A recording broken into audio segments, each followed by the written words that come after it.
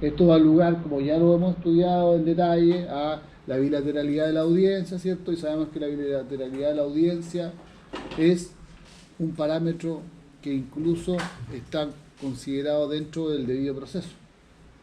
Bien, con todas las implicancias que eso tiene. Ya, pero para que la bilateralidad de la audiencia se materialice en forma, de acuerdo a la ley, se tiene que cumplirse el trámite denominado emplazamiento, ¿ya? Que la doctrina lo define como un trámite procesal complejo. ¿Por qué complejo? Porque está compuesto de dos elementos distintos, que son la notificación legal, por regla general va a ser personal, porque es la primera notificación al demandado, y además un plazo, que es el plazo que la ley establece para contestar la demanda, ¿ya? O el plazo que establece la ley o la audiencia que se fija para comparecer, porque aquí tenemos que al tiro tratar de representarnos o pensar en que no solamente las acciones van a dar lugar a un procedimiento ordinario, ¿cierto? Las acciones pueden dar lugar, como ya lo dijimos, a varios tipos de procedimientos, pero lo más concreto y lo más normal es que si no es ordinario va a ser un procedimiento sumario. Y el procedimiento sumario no me van a dar traslado para contestar la demanda. El procedimiento sumario me va a necesitar una audiencia de contestación y de prueba, ¿de acuerdo? Que se fija para un día determinado. Esa es la gran diferencia que tiene en el primer paso. Sea para lo uno o sea para lo otro, estamos emplazando a la contraparte, ¿de acuerdo? O para que conteste o para que comparezca con sus medios de prueba a contestar, ¿ya? Es emplazamiento igual. Por eso que se dice que es un trámite complejo, ¿ya? Hay algunas normas citadas ahí que están relacionadas directamente con el emplazamiento respecto de la relevancia jurídica que tiene este trámite, que se le dice trámite, pero sabemos que es un trámite esencial. Ya, a ver, leamos las normas para ver si hay comprensión de su tenor. Una consulta, dice que en el juicio sumario la contestación de la demanda es presencial. Sí. ¿Sí o sí? Sí, contestación y pruebas. Lo que pasa es que se cita una audiencia. Se cita una audiencia. En esa audiencia se hace presencia de las partes y ahí se contesta y se ofrecen los medios de prueba. Hay tribunales que igual le exigen a uno presentar una minuta por escrito para facilitar la labor del tribunal al momento de realizar la audiencia, pero eso no es un requisito legal, digamos. Es que lo que pasa es que ahí hay que subdistinguir, hay que tener presente algo cuando hablamos de procedimiento sumario. Cuando hablamos de procedimiento sumario no estamos hablando de un solo tribunal y de una sola acción, estamos hablando de un procedimiento que se aplica en distintas partes para distintas finalidades. O sea, por ejemplo, el procedimiento que establece la ley que crea los juzgados de policía local, el procedimiento que se establece ahí es un procedimiento sumario, con algunas adecuaciones, ¿de acuerdo? Es un procedimiento sumario, entonces ahí, no sé, ahí claro, piden que se presenten algunas cosas por escrito, pero la estructura del procedimiento es una estructura del procedimiento sumario, es una situación a una audiencia. No hay traslado a contestar, no hay réplica, no hay dúplica, no hay discusión, no hay concilio, no. Todo eso se hace en la audiencia. Lo mismo que pasa en materia civil. Ya, pero va a depender. El procedimiento sumario es para tramitar acciones más cortas, ¿de acuerdo? Pero acciones que están en la ley. Cuando estudien el procedimiento sumario, ustedes van a ver cuáles son los casos en que el procedimiento sumario debe aplicarse y a otros casos en que se puede aplicar, ¿ya? Y en otros casos en que la ley es una ley especial que crea un procedimiento, que es la ley de los juzgados de policía local, la ley de los procedimientos de los juzgados de policía local, ahí hay un procedimiento sumario, ya que eso tiene un procedimiento especial. Bien, leamos los artículos que están ahí para ver qué tan complejo y qué tan importante es este trámite. 795. ¿Qué regula el artículo 795? Un trámite esencial en primera o única instancia. Ya, ¿cuáles son? El primero del emplazamiento de las partes, la forma prescrita por la ley. ¿De acuerdo? Clarito, el emplazamiento de las partes de la forma prescrita por la ley, o sea, notificación legal. Trámite esencial. Y como es un trámite esencial, Si no se cumple, ¿qué pasa? Leamos el 800 y el 768, número 9.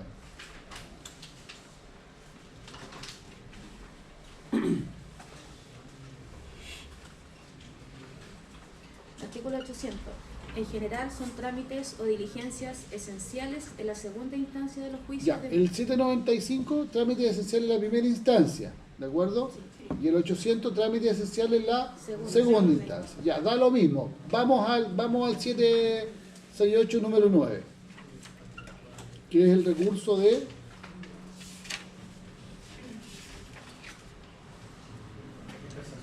De casación en la forma. Ya, recurso de casación en la forma. Causal, número 9. En haberse faltado algún trámite. Sí. En haberse faltado algún trámite o diligencia declarados esenciales por la ley o cualquier otro requisito por cuyo Ya. efecto las leyes prevengan expresamente que hay nulidad.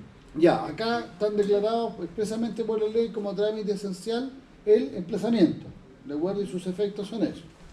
Esta materia es súper preguntable, ¿ah? No debería haberlo dicho. No lo dije. Súper preguntable.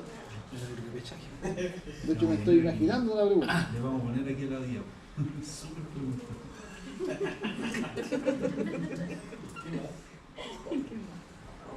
Ya, entonces, ese es el emplazamiento y ya sabe la relevancia, notificado en forma legal. Primera presentación, notificado personalmente. La demanda, que ha sido notificada legalmente, da inicio al plazo para contestar, ¿cierto? Eso es lo básico, ¿cierto? Es lo básico y con la demanda y con el prohibido para saber bien de qué me están demandando y todo lo demás. Pero a la vez hay efectos de la notificación de la demanda, tanto en el ámbito procesal como en el ámbito civil. Profe, no sé cuál es el recurso de casación. No es importante que lo sepa, porque todavía no he estudiado recursos en materia procesal civil. Claro, es que de acuerdo a eso, ¿cierto? El emplazamiento de un trámite esencial, y leímos que en el 9, en haberse faltado algún trámite o diligencia, entonces, ¿qué pasa? Me Algún perdí. trámite o diligencia esencial. ¿Ya? Y falta. uno de ellos ¿Ya? es el emplazamiento. ¿Sí? Hay otros más. Sí. Recibir la causa de prueba, ¿ya? Si se falta a ello, se cae la causal de nulidad, po. ¿Qué dice la causal del recurso de casación? Número 9. ¿Qué dice? ¿Qué dice el 9? 9. En haberse faltado algún trámite o diligencia declarados esenciales, como el emplazamiento, Sí. ¿cierto? Por la ley o cualquier otro Ya requisito. no, pero hasta ahí nomás. Eso. No se cumplió con el emplazamiento, ¿Mm? esa causa, yo puedo pedirle al tribunal mediante un recurso de casación en la forma que la anule, la sentencia. Ah, ya. El recurso de casación anula la sentencia. Ya, Es un recurso que tiene ese efecto, ¿no? Anula. ya, perfecto. Gracias. Pero eso es materia de recursos procesales ya con el último procesal civil, así que por ahora lo importante es saber, a ver, esto del emplazamiento, ¿tiene algún efecto? Sí. Puede provocar la nulidad de la sentencia. ¿De acuerdo? Eso es lo importante que sepan ahora. Ya, entonces, efectos de la notificación de la demanda. Yo ya le había hablado de la relación procesal, relación jurídica procesal, le había dado una explicación preliminar en las clases anteriores, pero aquí ya viene el detalle. ¿Cuáles son los efectos de la notificación de la demanda? Hiper preguntable. Hay que distinguir materia civil y materia procesal. En materia civil, primero, materia civil, constituir en mora al deudor, 551 en Código Civil. Leamos. Usted dice, esta persona no me ha cumplido, me debe, pero si yo no le notifico la demanda, ¿está en mora? No. No hay un retraso requerido, evidenciado por la contraparte. Y la manera de hacerlo es demandar y notificar la demanda. Yo ya presenté la demanda, quédate tranquilo. No, no me voy a quedar tranquilo, porque la demanda tiene que estar notificada para que se produzca el efecto. Pequeño y gran detalle. Leamos la norma. El 1551. Claro, El deudor está en mora, 1, cuando no ha cumplido la obligación dentro del término estipulado, salvo que la ley en caso especial exija que se requiera al deudor para constituirle en mora. 2, cuando la cosa no ha podido ser dada o ejecutada, sino dentro de cierto espacio de tiempo, y el deudor lo ha dejado pasar sin darla o ejecutarla. Y 3, en los demás casos, cuando el deudor ha sido judicialmente reconvenido por el acreedor. ya, esa reconvención judicial significa notificación de la demanda. ¿Bien? Porque los otros dos casos son casos específicos en que uno está en mora. ¿De acuerdo? En los demás casos, ¿cuándo voy a estar en mora? Cuando se me notifique la demanda. ¿Ya? Primer efecto civil de notificación de la demanda. ¿De acuerdo?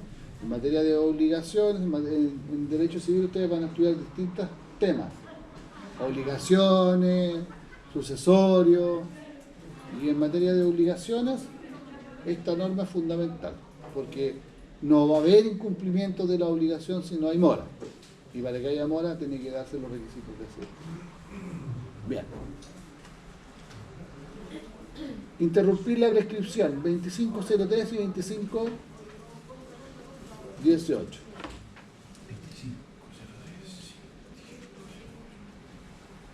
¿Qué es la prescripción?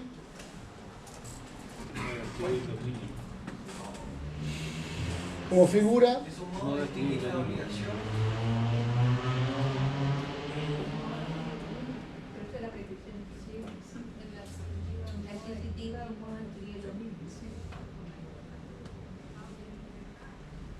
¿qué es la prescripción? En general. Cese de las cosas. ¿Qué es la prescripción para usted? El cese. Es- Cuando se declara la prescripción, porque estamos preguntando qué es la prescripción, no qué puede ser la prescripción. ¿Qué es la prescripción? ¿Qué es la prescripción? ¿La pérdida o ganancia? La ganancia. Eh, La adquisitiva. Depende si es adquisitiva o extintiva. Hay que hacer una diferencia. Hay que hacer una diferencia. Hay dos tipos de prescripciones, pero en general, ¿cuándo prescribe un derecho? Cuando transcurre el tiempo, Un determinado plazo. Por el transcurso del tiempo, ¿cierto? Que la ley establece para ejercerlo. claro. ¿Sí o no? Ya, y ahí después viene la distinción si es adquisitiva o extintiva. Y además ¿Ya? se tiene que contar con la posesión. Claro. Veamos entonces la capacidad de interrumpir la prescripción que tiene la notificación de la demanda. ¿Esa está en qué contexto? ¿Prescripción extintiva o adquisitiva? Extintivo.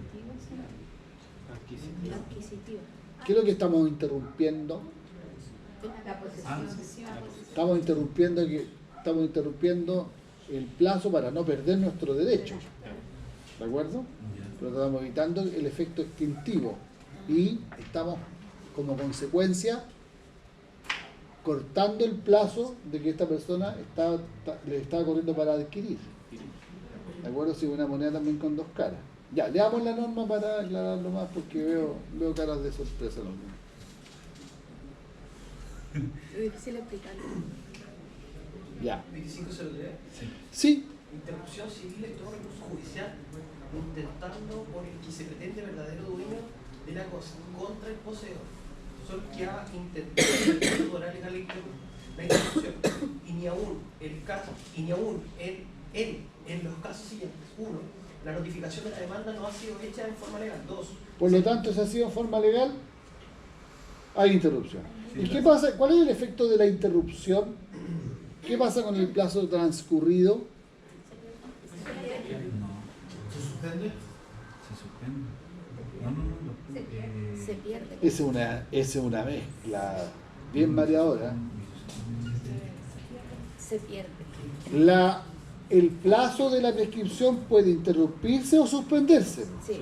pero no que uno provoque el efecto del otro, porque estamos haciendo una mezcla. ¿De acuerdo? Están esas dos posibilidades. Si se suspende, ¿Se pierde? No, No, se paraliza temporalmente. Y se puede retomar. En la medida en que...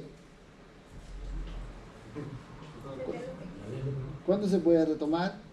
¿Se puede retomar si pasó el plazo extensivo completo? No. Porque el plazo esté pendiente. ¿Cierto? Claro. Esté pendiente el plazo aún de prescripción. ¿De acuerdo? En cambio, la interrupción hace perder el plazo. Y eso significa que vamos a tener que empezar a contar desde cero. Eso es. ¿Ya? Pero no, uno no provoca el efecto del otro. Son dos clases de suspensión. Son dos clases de modificar la manera de contar el plazo. En una se pierde y en la otra solamente se hace una pausa. ¿Ya? Eso. Bien. Y 25-18. La prescripción que extingue las acciones ajenas puede interrumpirse ya natural, ya civilmente. Se interrumpe naturalmente por el hecho de reconocer el deudor la obligación, ya expresa, ya tácitamente. Se interrumpe civilmente por la demanda judicial. Ya. Y eso es notificación. ¿De acuerdo? Bien. Transforma de corto a largo tiempo. La misma prescripción. 25-23.